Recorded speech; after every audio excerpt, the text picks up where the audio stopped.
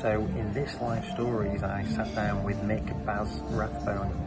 So I've got loads of memories of Baz when I first started in this area, being a big Everton fan. He was such a great person for me to spend time with, going to Belfield as it was then. So I hope you enjoy it. It's a long one. He's got some great tales, so enjoy. Great. So I think one of my abiding memories is when I first started in my career was that I came into Belfield as was then, and as I was at reception, it was like a sort of small compact place, wasn't it? David Moyes came out just in a towel. The shower's just there. And I'm just thinking of like now when you go into Finch Farm or any of these places, how much it's changed in football now. So like what's your view, because you've been involved in football from as a player but through to now, so like what's your general view as to how sports medicine's changed? Well, the whole thing is progress, isn't it? So we're at Belfield, which I loved. It was atmospheric, had the wall around it, didn't it?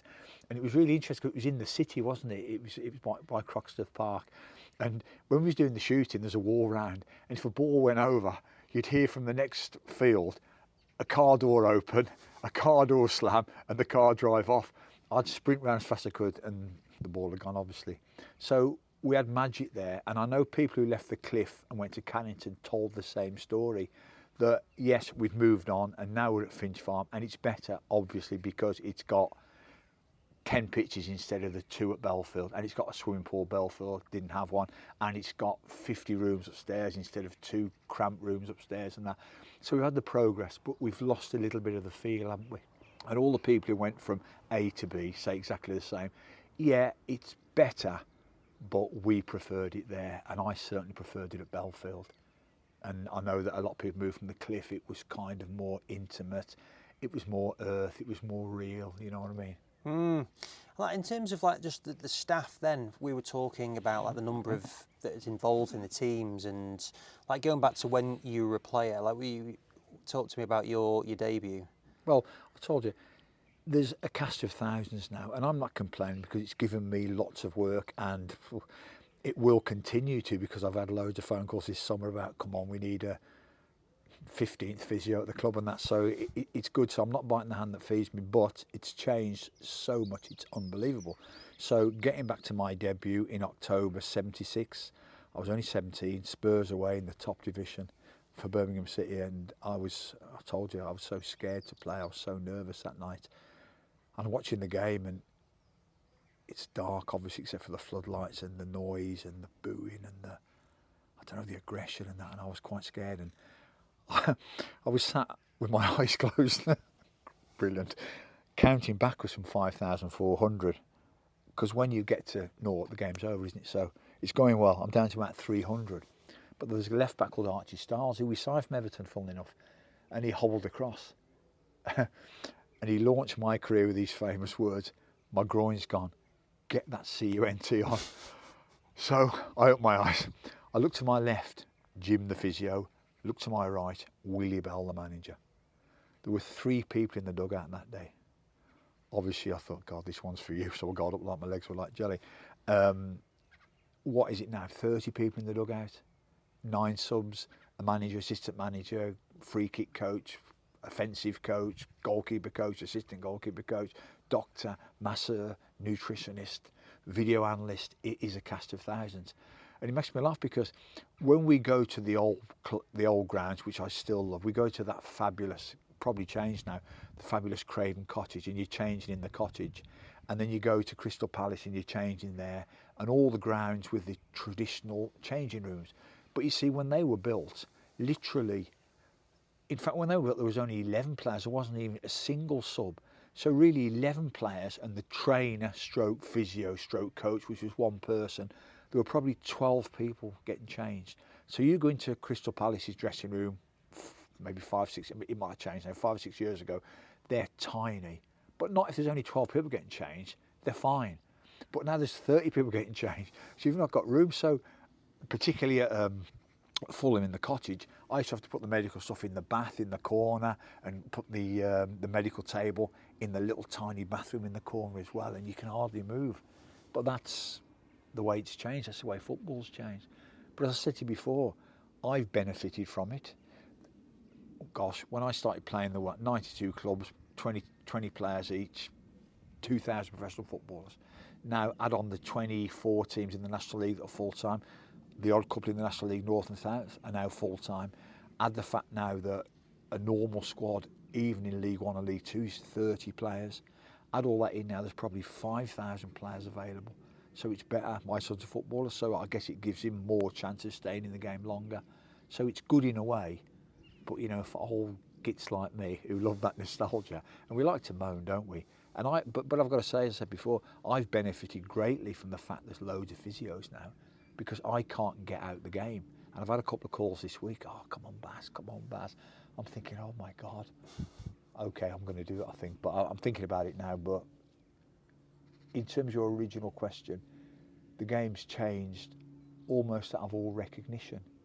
And even if we go back to pre-season training, the clubs will go back now and they'll do 3 days of testing of cardiovascular fitness, I guess, how high you can jump, how far you can reach, can you see? Well, I smile to myself when I see it, because if you had a problem with your eyesight, you wouldn't be a professional footballer in the first place. But we're still seeing that, and we still get the ear test, we get all these different tests and stuff like, you know, of players who 9 weeks ago were completely okay and playing okay. We've got all these tests, all this testing data we're producing, like, I don't know what, gigabytes, megabytes of data, and that the whole thing has become much more, you might say technical, I would say overcomplicated. And I don't know if you could even see the wood for the trees in some situations now. We used to go back for pre-season training when I played for Blackburn. There were like 15 players in on your first day, you get weighed, and then off you went on the cross countries. And it was just much more simple for simple people. Yeah, well, no, I think it's interesting now. I think even people in the game, there is massive jobs and it's exciting, and you go in and it's still very exciting when you go into these places. But just going back to like the old ground, so I'm an Everton fan, grew up an Everton fan, and I did the tour for the first time at the end of last year. And you go into Goodison, I know it's one of the oldest stadiums, but it was really simple. Yeah. When you go in there, it was actually really simple. Moving to the new stadium now, which is very exciting. And so you mentioned before that it is progress, but is it like at what cost? Like we see a lot of things as well where people are saying that they are unhappy. A lot of my friends are in the industry. Danny Donachie, who is one of your colleagues, he writes a lot on this topic as well. Yeah. So what do you think of it both, so from the profession, so the players, but then also as staff working in that area? Like how do you think that progress or the development, I know it gives opportunities, like how do you see it working is it better for the players, do you think? Is it better for the clubs? I don't think it's better for the players to have access to 8 physios and 8 masseurs, because it's like, what's it called, is it Parkinson's law? Build a new motorway, great, we got a new motorway, but in 6 months, right, it's full now, we need another motorway. And I worked in football as a player, there was no soft tissue work. The physio would never give you a massage or anything like that. There was no such thing. You never went into the medical room unless you were injured and couldn't train. So it was simple. You came in, you trained and that, and everybody was okay. Now this industry of soft tissue stuff, which I do all the time at clubs now, it's here to stay. I'm not necessarily saying it's a big thing, but now if you haven't got it, players are dependent on it. And all of a sudden now, 3 masseurs, could do another one 4, what about 6, what about 8? But what it does, it gives the players a little bit of an excuse now, because it was a bit of this and a bit of that, instead of, listen, go out and train. But what I saw, especially when I worked with the young England players in the 70s and 80s, especially the players from big clubs, they often didn't know the name of their physiotherapist. I think every club I've worked at, everybody would know Baz and Danny and Matt and that, and they would be quite close to me, albeit on a professional level, and we'd be friends and we'd share the stuff, and we was a close, compact team and that. But I see now at clubs where there's so many physios and so many staff, I think I know there is a watering down of that connection between the physio and the player. There's a bit of a distancing from them. It's inevitable if you have loads of players. And my warm-up back in the day was literally, let's go. Now, it's a lot more technical, it's a lot more specialised. It's probably a lot better. As it cut down injuries? I doubt it. I'll give you a great example. During COVID, my son was at Rotherham, I think, as a player, and he phoned me one day and he said, can we meet in the big country park to do some running? Will you put some running on for me? I said, yeah. So we drove down in separate cars, obviously parked away from each other. And I got out there and I said, right, I've set some stuff out. Are you ready to go? He went, hang on, Dad. I've got to warm up. I said, how long is that going to take? He said, half an hour. I said, half an hour to warm up? Opens the boot of his car, mat, glute band, foam roller. Now, he's grown up in an environment where that's the norm, it's expected. He would see bizarre not to have that, as I see it as bizarre to need that. So nobody's right or nobody's wrong. It's just the way the game's changed, isn't it? It goes back to that Parkinson's law again. Yeah, no, it is really interesting. And then in terms of like for the team itself, like how do you see it? Because it does create then players are demanding, they want certain things. You've got a bigger medical team. I guess I see that it does create sometimes fractions within a team even. So you've got the coaching staff, the performance, and then the medical staff. What's your perspective on that? Well, my perspective on that is I've seen situations whereby those different factions are almost working against each other in some extreme circumstances. So I've always made it my business to make sure that my team and I, in the managing that, we're close, we're friends, we keep it quite intimate in terms of our numbers, and we work together. So, for example, when I was at Forest, I was going to say a couple of years ago, it's probably 8 years ago, I worked really closely with the sports science guys. They were my friends. I really supported their work. We sat and discussed everything with each other. If I ran with a player and he was okay, I'd jog past the sports science guy who was monitoring training and say, listen, he feels great, it's going really well. What he got on there, what we got left, what can we do now, and that in terms of his load and that. So I think I worked it really, really well. And every single club I worked at, me and the ancillary workers and the rest of the team were really close friends. We supported each other.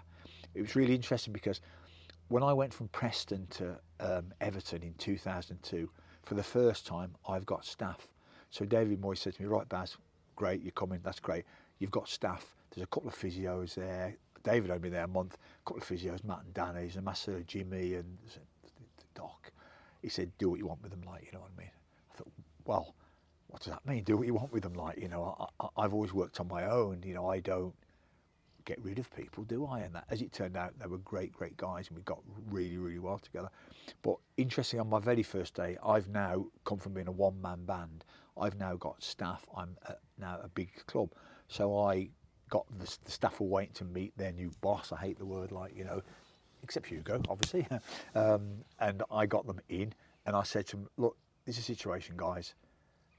We work as a team. We share everything. If I want to do something and you two don't agree, we'll do it the other way. You know, so we'll work as a perfect team. I'll take responsibility for the decision to make if anything goes wrong, because I'm technically in charge, and I guess I get paid a little bit more on that. Like, but we will work as a team and that. And all I will say to you guys is, don't say bad things about me to the players. I'm sure they didn't want them anyway. I'm sure nobody ever did, like, you know, because if you do, and I've seen it happen at clubs, you'll make me look bad, obviously, but you make yourself look worse than that. If you've got something to say, just say it to me. If you don't like the way things are going, say it to me. Don't go around the players' backs now, because that's very, very divisive, and it's very negative, and it's not making you look any better than it is me and that. Interestingly, my first few months at Everton, we had a player on loan from Brazil called Rodrigo, a Brazilian guy, and he'd done his cruise ship. On my first day, I could hear him screaming out the back. Anyway, he went back to Rio. He was only on loan. He had his cruise ship over there. Matt went over there, like, you know, and then he came back. In them days, you come back after 5 or 6 months now. Anyway, he came back and he got back in training. And he said to me one day, Buzz, he always called me Buzz. He goes, Buzz, I have to say, Buzz, I have to say, in my life, I play at many clubs and that. Never have I seen, never, so where you don't say bad of him and he don't say bad of him. You all say good and you friends and you care. I never seen that at any club ever I worked at. And I took that as a great compliment. And I think every club I would work at, I think every member of staff I worked with, under, above, alongside, would say the same thing. Good team player, always shared information, always made sure that, you know, everybody was okay and we had each other's backs and that. And it's very, very important. I suspect that's not, well, I know it's not the case at every club, you know, and that's a big, that is how I guess you get around that having larger staff and stuff. You make people feel important, and you invest in them as well. And like, again, what have you seen the change? Because it has changed a lot now. There's a lot of foreign people coming over from a management perspective as well, and they'll be bringing their own team in. How does that work from a management perspective, and even above that, from a board level? What's the dynamic like? What was your experience with that? I've kind of missed out on that because I was with David for 15 years at Everton and that. And when I worked, as I've retired 3 years ago, and I've worked at loads of different clubs bit by bit, I've always worked for British managers. I saw it for a short period of time with Ita Karanka. So I was at Forest for 6 months, and then Mark Warburton got the sack, and Ita Karanka came in. And I worked with Ita and his staff for 5 months. I actually wanted to leave. I asked if I could leave, and they said, no, you have to give your 6 months notice. And I found it okay. And I found it okay because I stuck to the same principles, and I respected them. Sometimes they could be, I don't know, surly, in bad moods, like everybody in any walk of life. And I'd always think, yeah, but they are so far from their families in another country, it must be so hard for them. And we put our arms around them, and we made sure we were friends and that, and it worked really, really well. And they had a couple of members of staff there, a Spanish analyst, who had a baby back in Almeria in Spain, who he was like seeing once every like 3 months and that. So I always try to put myself in their position and that, because if you want to look for beef, you can always find a bit of this, find a bit of that. But I chose not to. I tried to find the best in people and make sure that, you know, I'm not sure what people say about Ita Karanka. I liked him. I got really well with him. We would go for a coffee. We would talk about other stuff and that, like, you know, and maybe it wasn't everybody's cup of tea. Maybe people found him unfriendly and aloof and distant and that. But I sat by him on the bus, and, you know, people probably think, God, you creep. But I tried to be the other way, and I tried to make sure that these guys who were doing their best from another country, another environment, that we kind of hugged them in together, like, you know. Yeah, and so how did you transition into being a physio in the first place? When I was at school, I went to a grammar school in Birmingham in the 60s and 70s and that, and I was really clever. I was top of the whole grammar school academically, and I wanted to be a doctor. In those days, 3% of people went to university, even from grammar schools. So my top class at this top grammar school in Birmingham, I think I got the most O levels in them days out of the whole year. And I think about 3 people in my class went to university, and I wanted to be a doctor because there was no academies in those days. So I wasn't at Birmingham at 6, 7, 8, 9, 10, 11, 12, my pathway, I want to be a pilot player. I wasn't in that. So there was no such thing. So I was really good at football, I was really good at running, and I was clever. Sounds a bit big-headed, but those were the facts based on objective analysis. And that I won the Birmingham schools 800 metres, and I was captain of Birmingham schools, Warwickshire schools, and that. So, but I also had a life. I had a beer and the odd fag around the back of the shed, and a girlfriend, and all those kind of things, and the odd night out. So I lived a normal life away from this like drive to 8 years of age to dedicate everything to the 0.5% chance you've actually got of being a footballer, which obviously it looks all, from where I'm saying, it looks bizarre, the whole setup, doesn't it? Like, you know. So when I got to 16, we all dreamed of being footballers, but because we weren't in a club, it wasn't really on the radar. It wasn't a reality. We weren't on a treadmill where another year for you, no, another year for you. It wasn't like that. So me and my friends dreamed of being footballers, all of them playing for Birmingham City. But it wasn't a reality. And then when I was 15, 16, all of a sudden, the Scouts, Blues, Villa, Coventry were a top division club, West Brom in them days, they all came to the Warwickshire school and go to Mr. Rathbone and say, Mr. Rathbone, we'd like to sign your son as an apprentice. And then that kind of vague dream you had in amongst your studying and your other stuff and your fag and your beer and your girlfriend, that all started to come to the forefront, not at 8 years of age. So I would say you had a much healthier life growing up, stress-free from, oh my God, I'm 8 next week, will they keep me on, or will I be considered a failure at 8 years of age? You know, so there was none of that. But then they wanted to sign me at 16, and my dad and the headmaster really wanted me to stay on at school, do A levels and go to university to become a doctor. But no, I wanted to leave and be a footballer. So I left, and I took that chance. I guess I had a career, so 18 years later, but then it all comes crashing down. And then you get to 33, you've got a young family, mortgage rate's 12%, big mortgage and that, and it stops like that.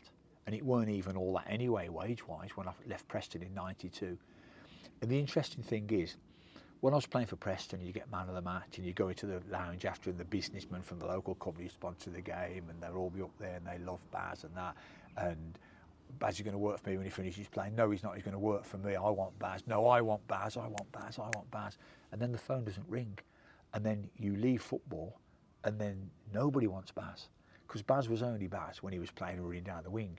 Now he's actually left. He's got no A-level. He's got no qualifications. And we don't really need him. We don't necessarily want him. So I found myself in a very tight position, a very difficult spot.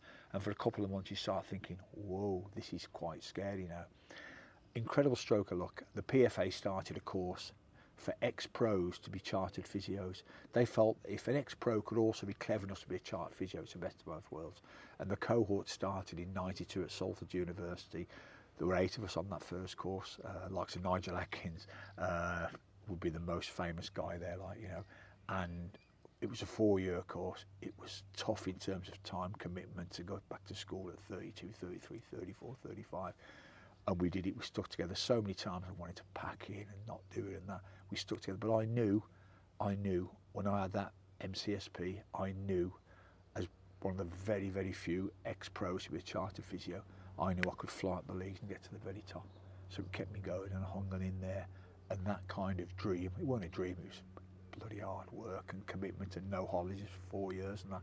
Because you have to do all the hospital work. So when I was at Halifax at the time, as a physio, even though I wasn't a qualified physio, they let me go Mondays and Thursdays at 1 o'clock till 8 o'clock at Salford. And then as soon as the season finished, where everybody normally goes to Magaluf and gets wasted for 5 days, no, the next day I'm in Bolton General Hospital on respiratory care all through the summer. And then the day I finish that placement, bang, you're back to work. So I had 4 years of that. So that's probably the punishment for not doing something while I was playing. But in those days, people didn't really think about it, cared about it. You just played till you finished playing, then you got the local pub, didn't you? Nowadays it's different. There's more structure, I guess. There's more education, more awareness. It's probably because the wages are so high now that the drop down when it stops is massive. Whereas when I played, we earned obviously better than Man in the Street, but not great wages. So the drop down was quite small when you finished playing. So I guess there was an element to that in it. And so what was your first job then once you'd graduated and you got the degree? So I'm at Halifax Town and I'm the physio doing my degree. So I'm not technically I'm the club physio, but I'm doing my degree, so I'm the physio. Were you called a physio? Yeah, I was a physio because I was on the course they allowed you to do. They were in the bottom division, League 4 it was, in old money, weren't it? And then I knew that I would graduate in the summer of '96, and I knew then that I'd be okay. You've got them letters after your name, which I still proudly possess today.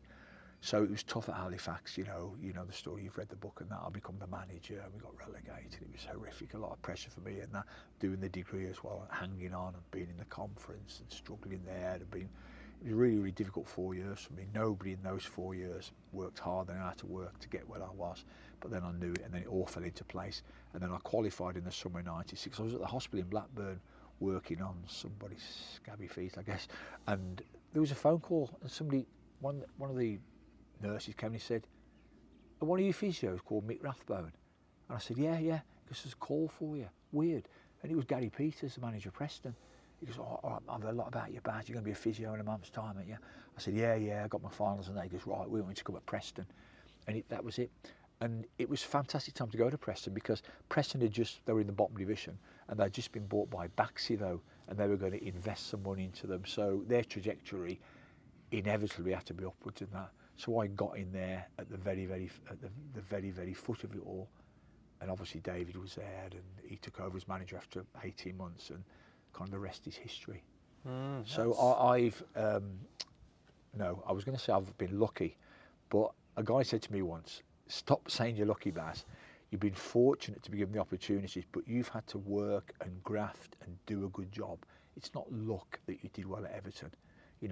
You may have been fortunate that Dave went and took you with him, but you've got to walk in there. You've got to perform at the highest level with the likes of Big Duncan, Wazan and all them, So you've got to do the job. They might open the door, but there's no friends at that level. It's merciless. If you don't perform, you're out. So I'm not going to say I'm lucky. I'm going to say I was fortunate to get to Preston, and then I went to Everton. The rest is history. Yeah, no, I definitely agree with the luck statement on it. So what was the state of like physios in the game then? Because I remember chatting with Graham Smith, and he was talking about, you know, at Liverpool, it would be the manager or like the boot room team would be the physios at that point. And then so in '96, what was the state in the league? Like what were the other teams like in terms of their setups? So every team would have one physio. So when I started at Preston North End, just bought by Baxi, pre-season 1996, there's me, and that's it, and there's nobody else. And I don't think Man U would have had more than maybe 2 physios, even the very, very biggest clubs. That everybody had a physio, you needed a physio. But like when I was at Halifax, I was a physio. I used to look after the kit as well. There was no kit man, so you had other jobs as well. And when I went to Preston in '96, I was the physio, but I played in every resi game that season. I was about 38 and that. And Gary Peters was the manager, and he kept picking me. He picked me in pre-season. I'd done really well. And then the season, we used to have 34 resi games in them days, and he puts me in the team like a centre mid. And I went to see him. I said, Gary, I don't want to play in the resis. I'm 30, I've had my career. He goes, yeah, but you're doing great. I said, thank you. But that's not really the point, is it? There's young lads who have to look in the eye who want to get a career. He goes, oh, Baz. He goes, all right, I'll put you on the bench. You'll be sub. Oh, God, I'm sub now. Resis. Next game, we're playing at home on Deepdale in them days. You played on the ground. None of this nonsense playing 30 mile away, like, you know, playing at Deepdale. I'm sub. Kev Kilban, young Kev Kilban, sprained his ankle really badly. So I carry him down to the medical room at Deepdale, and I say to their physio, keep an eye on the lads and that, I need to check this. I'm cutting his boot off like, door opens like, Gary Peters, what the effing hell was going on? I said, Gaffer, don't worry, it's not broken. He goes, I don't give an F about that. You're going on, get yourself on. God, blimey. No shin pads, no warm-up and that. Straight onto the pitch, scored a header, won 1-0, so there. And then a couple of weeks later, we're playing at Man City one night on Main Road. Resi game, I'm sub and physio. It's freezing cold. You know, it's so cold that your joints won't move and that. I've got no bottoms and I've got no pads on, my socks are down and that, like, you know, we're playing really badly. And Gary Peters calls a player over, he goes, come to the side. So he comes to the side, he goes, right, Baz, on you go. I went on, I never even had a chance to jog. And I'm nearly 40, I'm the physio. And Gary Peters goes, right, you get on there, Baz. Don't you effing give that ball away like they've been doing. My legs are frozen solid. I've got no shin pads on. I'm nearly 40, my ankles won't move. Anyway, the ball comes to me. I give a bad back pass, put their centre forward in, and he scores. And Gary Peters is going, man, he goes, oh, did I tell you? Thinking, mate, come on, I'm your physio. But there was that kind of multifaceted job. And funnily enough, after a couple of years, Dave was a manager, and we signed Colin Hendry, and I played with Cole at Blackburn a few years before, 20 years before. And Cole's now at Bolton, we get him on loan. And we're having this meeting, and Cole's now at Bolton with Big Sam, who invented all the stuff. So they've got loads of physios, soft tissue experts, sports. They've got the lot now, sports science. They've got everything that every club had. They were the first to get it. So he's come from that to there. And we're having this meeting, and Colin's like, who's your sports scientist? And Moyes goes, well, Baz does all that, like, you know, because you know Baz, you play with him. He goes, yeah, great. He goes, who's your fitness coach? Moyes goes, well, you know, I fit Baz is the fitness coach as well. Colin goes, oh, okay. He goes, what day does the chiropractor come in? And Moyes goes, well, Baz does all that. Baz will see you after training, click your neck and stuff like that, right? Yeah. Does Acropolis come in weekly? He goes, well, Baz does all that. Baz does all that kind of stuff. Baz does the toes and that. And that's what it was like. I was doing everything, like, you know, and loving every minute of it. I used to spend hours in the afternoon sculpting through the thick toenails and stuff, like, you know.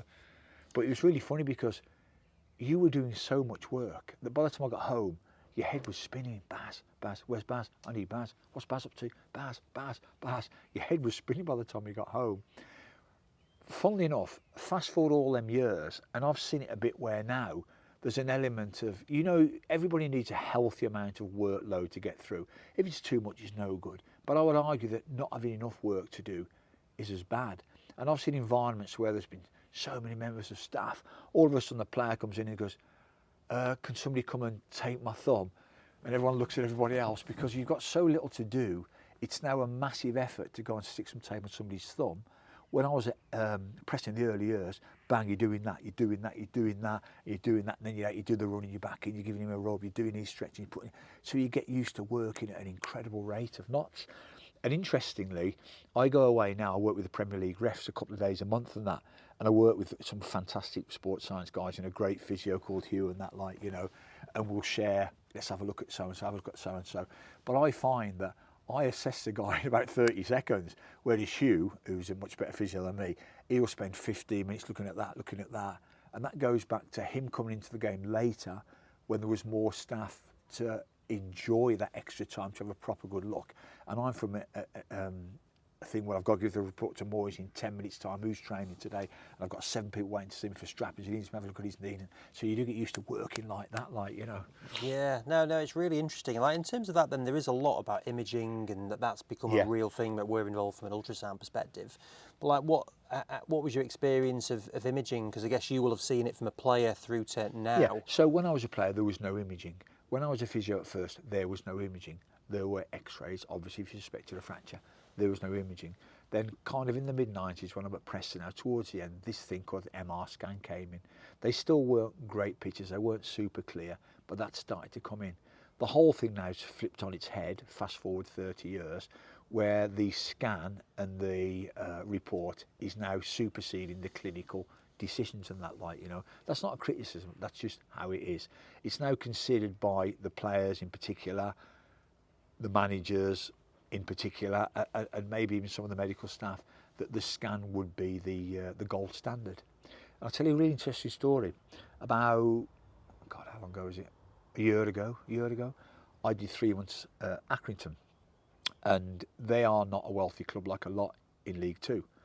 A great club, a proud club, but not a wealthy club. We'd all agree on that. And the chief exec said to me when I went there, he says, you know, thanks for coming, it's going to be great and that, like, we would ask you respectfully to minimise costs on scans and stuff like that. And I said to him, that's music to my ears, music to my ears. I said, if we suspect A or B, a complicated one, we'll scan the player. But apart from that, we'll go on my clinical judgment. Now, we'll set out a time scale for that injury. If after 2 weeks it's not where we want it to be, we can scan it then, because I can't see inside your knee, but you've got to back my clinical decision. And in those 3 months, more or less, I'm just trying to think back, everything we said was what we said, and everything went right, and all those players with the tight hamstrings got back, and all the players with the sprained ankles didn't need any other scans and that. And in that time I was there, we must have cut the cost down by 90%. But it's very difficult when a player says, I want to scan, and they'll come in and I'll have a look at you, and they'll say, right, I'll say, this is what I think it's a 3-week injury. I think for a week we take it easy, second week it's jogging and ball work, third week we push on, I think we're back for 3 weeks today. That's how I see this injury. I want to scan. Well, we don't scan. I'm at Accrington, so I had the authority of the chief exec I had the weight of him behind me to say, no, we don't scan at this stage.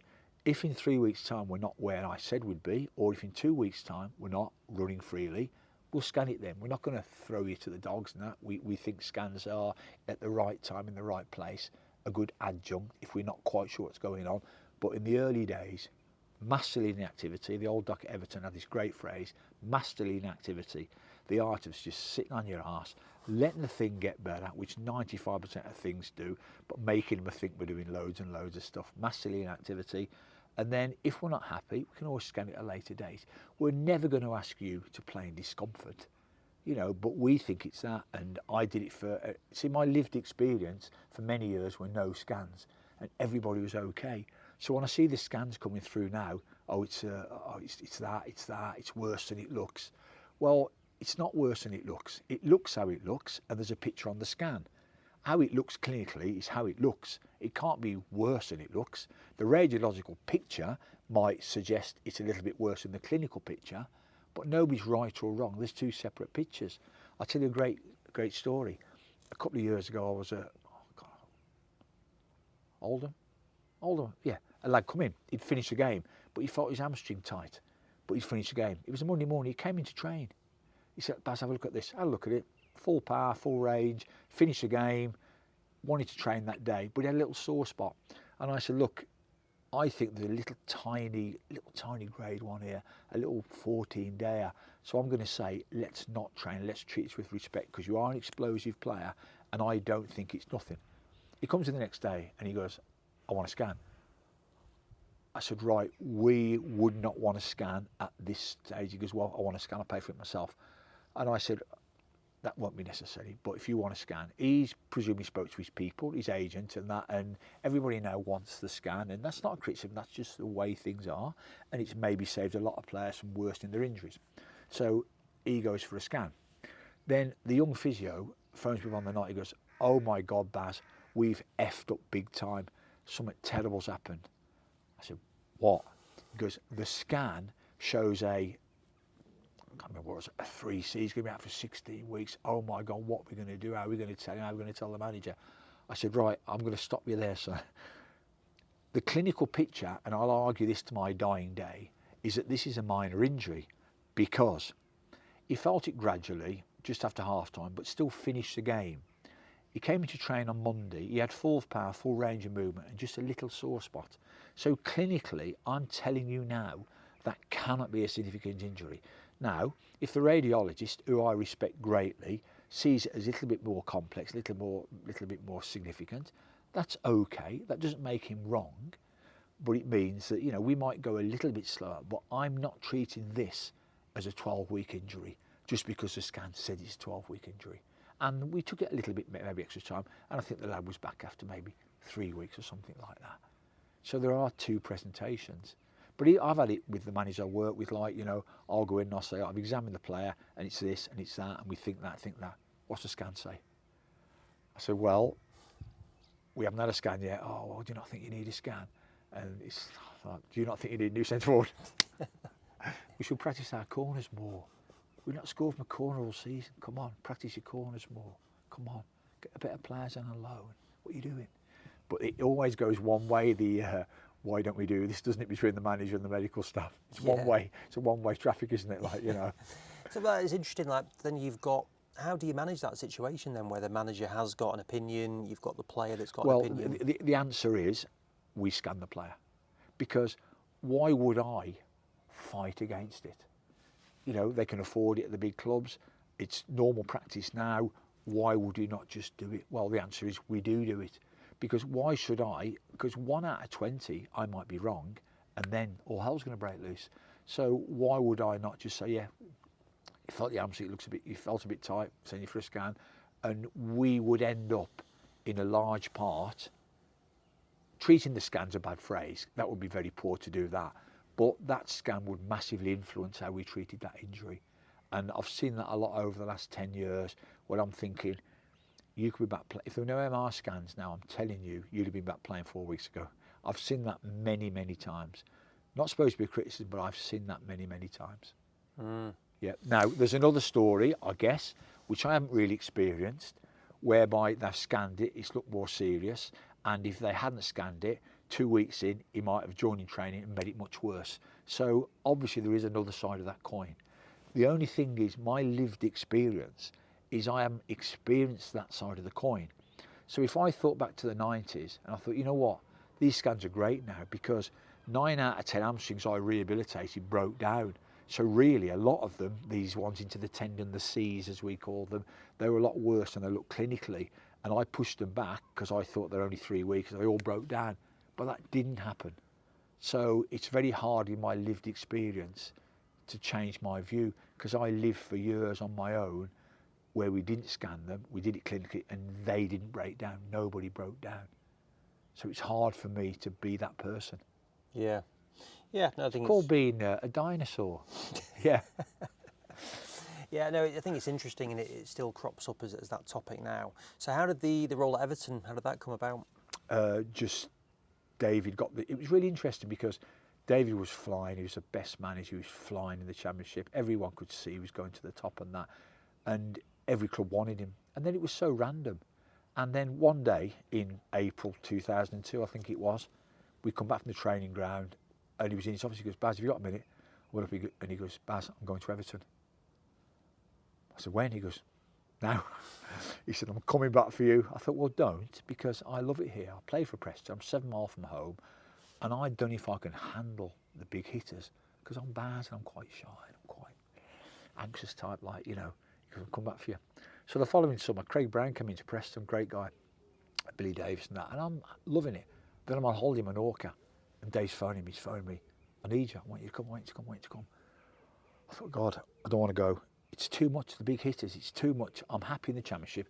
That rarefied level, players asking for scans, that kind of stuff, not really for me.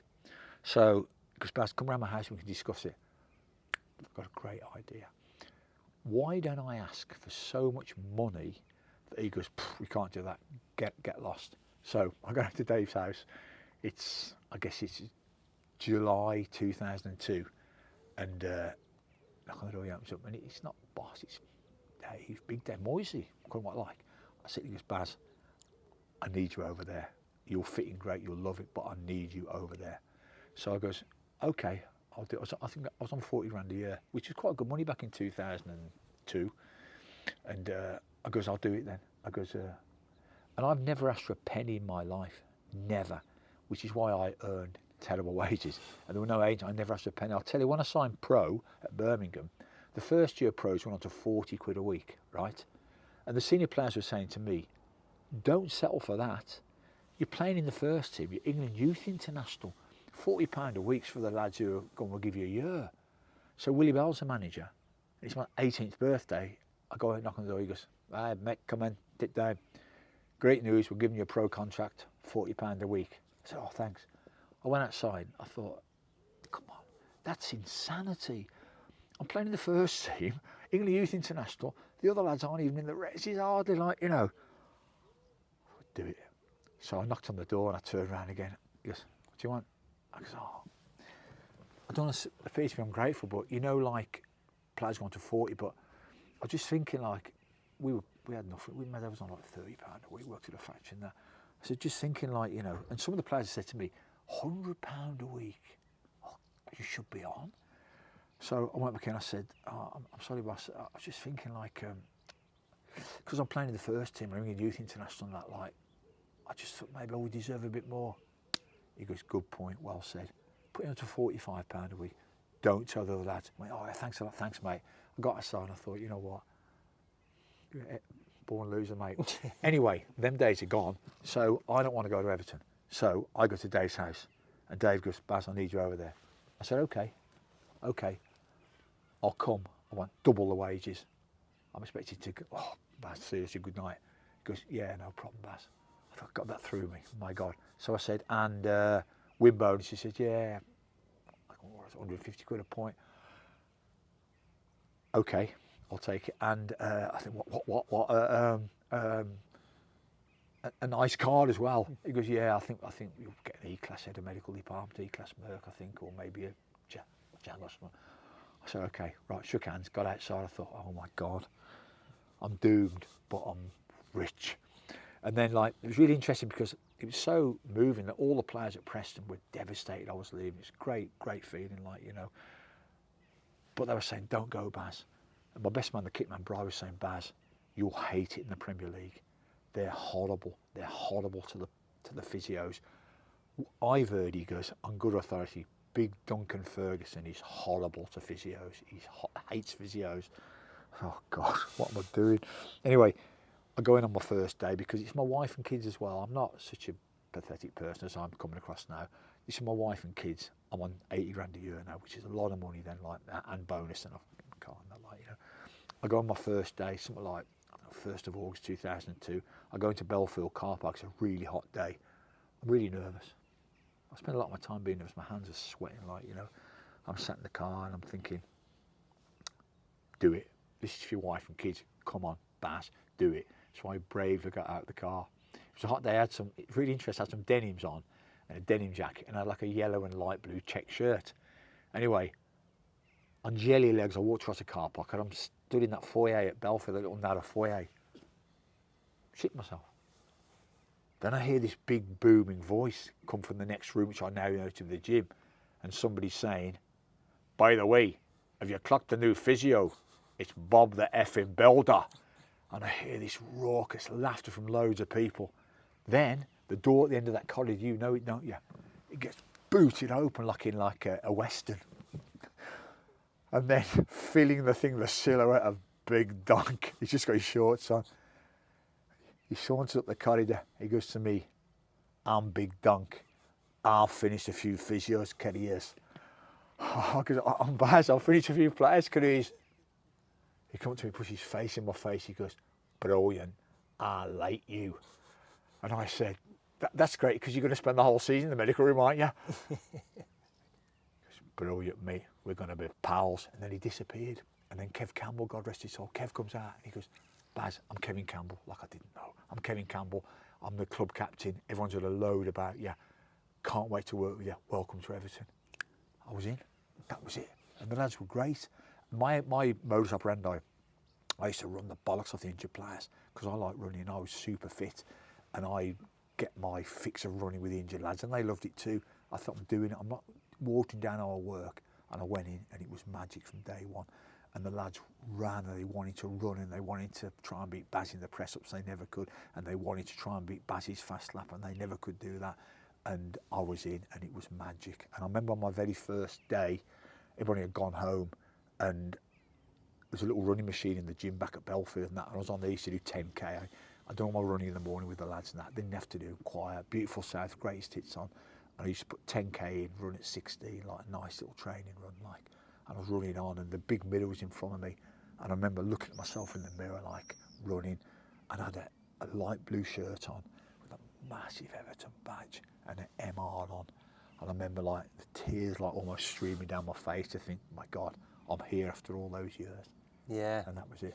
No, that's incredible. And like, I mean, I remember that era after that was amazing. So Yeah. what was it like working with, like, he was my absolute hero growing up, Ferguson. I remember going to his first few goals, his debut goal against Liverpool and all of that, and he was just amazing. And then he was in his second spell when you were there.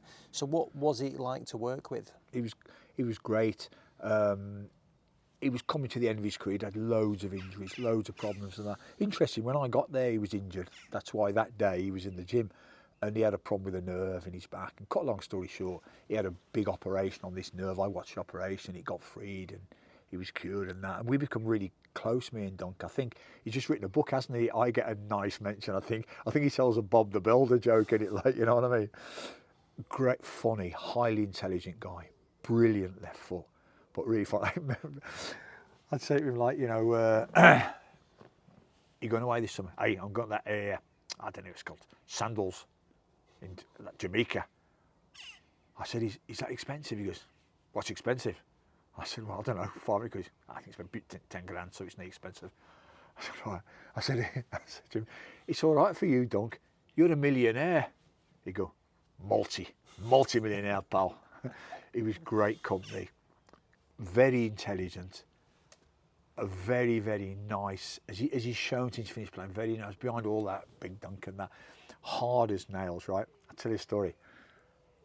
Before the game, people get nervous, and as they get nervous, they want bars, and it's a bit of that, and they feel that, a bit of that, like, and that narrative went on in that half an hour before the game, especially in the tunnel onto the bars. You know that I said I'm feeling worse now to make me feel terrible, not enjoy the games, and that's part of the nervousness. And before, I think it must have been my first game, a lad goes, Baz, keep an eye on me. I've got a tight hamstring, and if I go down and stay down, you need to get on, like, you know. Then another goes, Baz, I don't feel great. I feel a bit sick, and if I go down and stay down, you're gonna have to come on and that, like, you know. Don't get somebody who goes, Baz, by the way, if I go down and I stay down, you better get on quick, boy, because if I stay down, I'm dead. And you've done that for the benefit of all these lads who were just like wilting at, you know, quarter of an hour with a kick-off. You'd rather be anywhere else in the world, wouldn't you? And he invited me to both his christenings, and we become really close friends and that. And he's fantastic. And when I went back into the academy many, many years later, he was now the assistant manager and that, and very, very good at his job. And will come again, I think, in coaching and management. And probably a bit unlucky with the choices he made with the Forest Green and then up at Inverness, wasn't it? That, like, you know, I thought he was really good. He had a lot to offer. And it was interesting, the second time I was there, it had changed a lot of the club. My first 8 years there was magic Everton, mainly British-based lads with a smattering of very good foreign guys like Nuno and Mikel and TC, and good lads who TH in goal, like, you know, who wanted it and were still tough British type players and that, like, you know. When I went back years on, Dave had gone, and the game had changed anyway. Marco Silva's in charge, and it's all a bit aloof and distant from the academy, and that magic and that had gone out the club a little bit, like it probably has a lot of clubs now. That what we had, it wasn't like that anymore. Like, you know, we used to have a thing at Belfield that if you went for a number 2 in a certain toilet and you closed the door, which, let's face it, we want to close the door for having a poo, don't we? Don't leave the door open, like, you know. But if you were found with a closed door, whoever found you, there was a big bucket and they filled it up with dirty water and tipped it on your head while I was having a number 2. And that was a big feature of that kind of banter. It was raucous, it was rough, it was hilarious, but it felt so alive, and it was just a fantastic time to be at a fantastic club. When I went back the second time, a lot of that had gone. And that was probably the same with all the clubs. When money gets involved, it all becomes super serious, and there's now there's like social media making it a lot more criticism coming through there, and a lot of tense and that. You couldn't really escape the criticism of that, and there's bigger squads, and it just all got watered down and that. So the second time I went back, it had changed enormously from my point of view. But then obviously Dunk came in for those 4 or 5 games before I think Ancelotti came, didn't he? And Dunk in one fell swoop took it back to them days of sitting around and playing head tennis and having a cup of coffee and, I don't know, putting salt in somebody's coffee and having a laugh. And for that very small period of probably 4 weeks was in charge, it transitioned back to all them lovely days ago at Belfield, and the laughter and the banter and the stuff and that, like, you know. Yeah. And what do you think it's going to be like with Moyes back now, moving Fantastic. to the new stadium? Amazing, yeah. Those days will never be the same. You know, everything moves on, doesn't it? Like, whatever you do in any walk of life, you were doing it 100 years ago. If you were a farmer 30 years ago and you're a farmer now, you're a different kind of farmer. It's different, isn't it? And football's different. But Dave, he's got this incredible ability to put pressure on you to perform in a nice way, but still be a great guy. And that's really difficult, because a lot of managers who put pressure on you to perform do it by being a TWAT. But Dave did it in a good way, if there's such a thing, but still maintain that human touch as well. So I'm telling you now, you need to do that, but still a top bloke. You could go knock on his door and come on, sit down and that. So he was probably the best I saw, having those two sides of the same coin, like, you know. It was fantastic. And his half-time talks were unbelievable. I've never seen anything like it. He'd come in at half-time, he'd go into his little room at the back with Al, Lummy and Taff would come down from above, from that bird's eye, and they'd talk and say, what you seen up there, what you seen, blah, blah, blah, blah, blah. I'd go in and check the players, and then I'd go in and say, everybody's okay. And then he'd come in and he was brilliant. If things weren't going well, he'd go straight in, right, I'm telling you, that's not good enough. And he'd always pick the big hitters. You see some managers go for like Varney and Victor, and you need to do it, you need to do it, you need to do it. No, go for the big hitters, because that was the impact. I'm telling you now, and I'm telling you, and I'm telling you, you need to get your effing things out, 'cause I'm telling you, blah, blah, blah. So there was 5 minutes of tough love. Then there was 5 minutes of, right, we're losing 1-0, this is how we're going to turn it round. You're going to come in tight. You need to move the ball quicker. You've got to get tight on him, because he's causing loads of problems. If he goes into midfield, you've got to go with him. And listen, lads. Blah, blah, blah. So there was 5 minutes of, I'm telling you now, this needs to be better. There was 5 minutes of good, subjective, constructive changing of tactics, which a lot of managers don't do.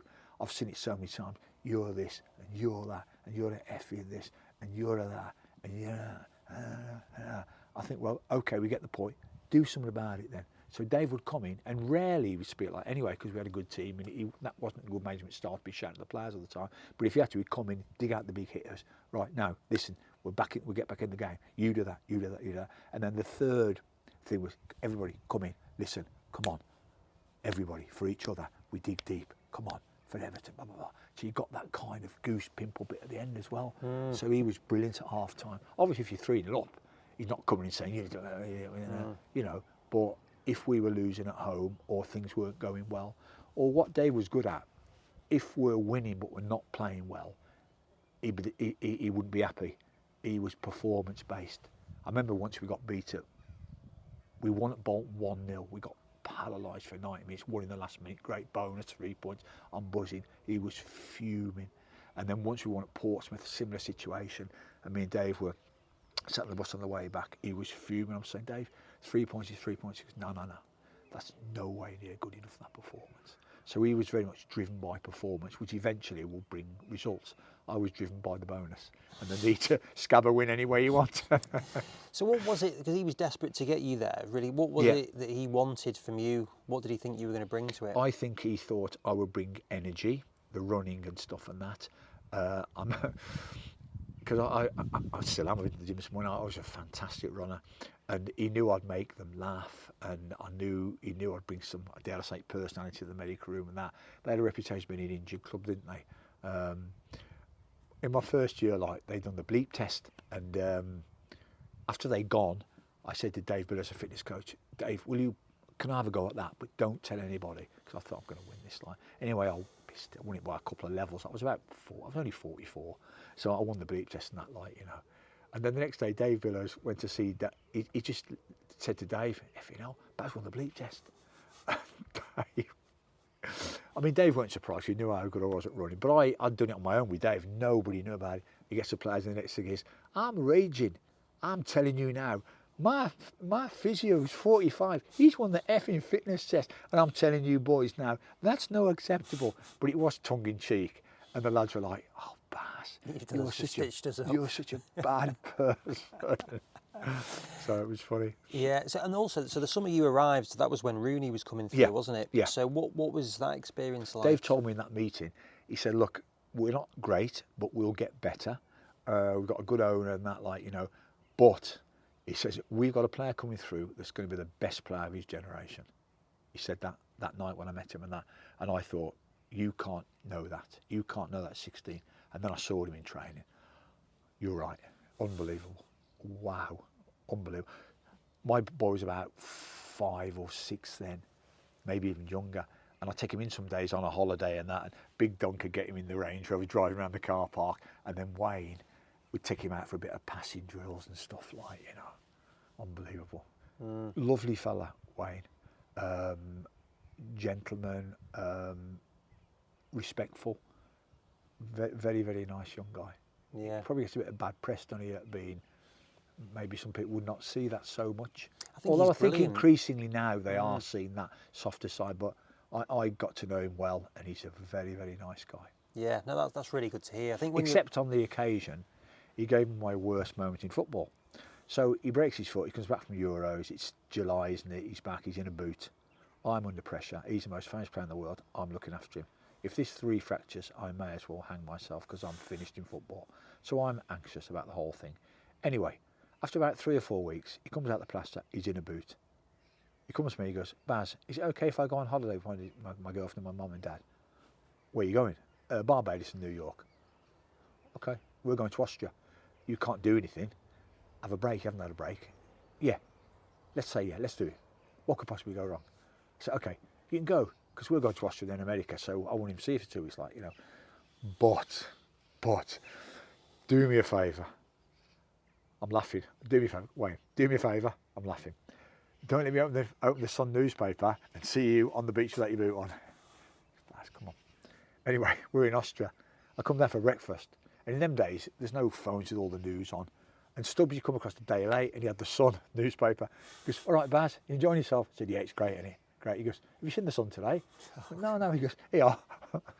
He kept his word. It weren't in the middle of the Sun, it was on the front page. There's that picture on the beach in Barbados. The surf's about 15 feet coming in, like a bloody 100-foot wave coming in, like, you know. Wayne stood on one leg about to go in the surf, the boots in the sand, his girlfriend, mum and dad about to go in. I fainted, I think. I actually fainted. You know, the sweat comes out here. All my gear was soaked in that. Oh God. I went upstairs, laid on my bed. I was soaked, on my bed was soaked, like, you know. I'm trying to phone Wayne, I'm trying to phone Paul Stretford's agent, can't get through with anybody. Stubbs comes up, he goes, "You all right?" I said, no. He goes, "Baz," he goes, "I've got another," he was really close to me, "I've got him on another number." He said, "Sorry, you never do that again." God. Oh my God. Yeah. Yeah, no, that's amazing having those ones there. And like, what are you mentioned your worst memories? Like, you've written 2 books now, and I know a third one's on the way. Award-winning. Award, well, yeah, I very much enjoyed the first one, so I'm looking forward to the next 2. Well, the next one, there's only 3 copies left in the world that are unsold. So, I'll put the link in. Not that you need it. well, no, there's none. So if you go on the website now, there's none of them books left. No. My third one's coming out in October, Smell of Football 3. Interestingly, though, the first one was in all the shops. You don't make a lot of money, even though it sold many thousand copies, but you do get a lot of fame and kudos, and you do get to see your book in the autobiographies on its own table in London, Cambridge, all over the country, right? So you get all that and get the accolades and you get all the awards and stuff. Second book, couldn't be bothered. Because with the first book, I had to do a book signing. And I got a call from the agent. He goes, "Oh, Baz, you got a book signing at Big Waterstones in Liverpool this Saturday." It was about June 2011, 12, something like that, 12, 13. I thought, oh, I said, "I can't do it. I've got something on." He goes, "Oh, no, Baz, you have to do it. You've seen your contract." I thought, oh, God. Oh, no.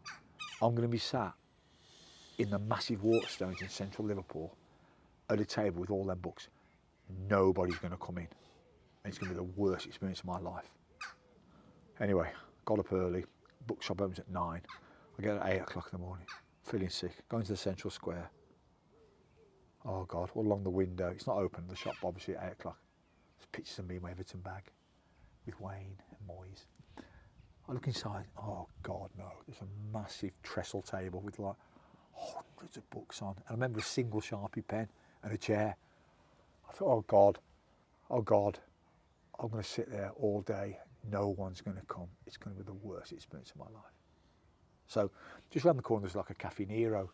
It's only 10 past 8, until 9 o'clock.